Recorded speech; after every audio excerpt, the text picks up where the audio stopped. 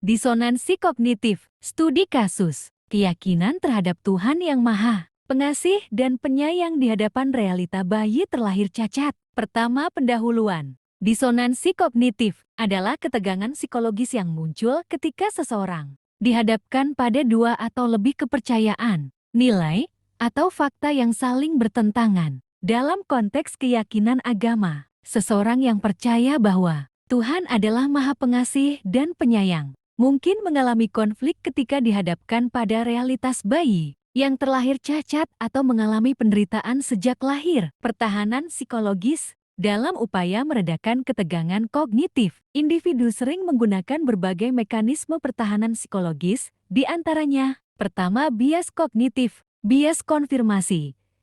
Individu hanya mencari atau menerima informasi yang mendukung keyakinannya, seperti cerita tentang mukjizat atau bayi yang sembuh dari penyakit serius. Bias optimisme, keyakinan bahwa penderitaan bayi tersebut pada akhirnya akan membawa kebaikan yang lebih besar atau menjadi bagian dari rencana Tuhan yang misterius. Kedua, rasionalisasi, menghubungkan penderitaan bayi dengan konsep ujian atau cobaan untuk orang tua yang dipercaya sebagai bentuk kasih sayang Tuhan agar manusia menjadi lebih kuat atau lebih dekat kepadanya. Menganggap bahwa cacat fisik bayi adalah akibat dosa manusia atau hukum alam, bukan karena Tuhan tidak mengasihi. Ketiga, penolakan. Penolakan terhadap fakta bahwa penderitaan bayi tersebut bertentangan dengan keyakinan agama. Misalnya, menyangkal bahwa kelahiran cacat adalah bentuk penderitaan, dan malah melihatnya sebagai cara Tuhan menunjukkan keajaibannya.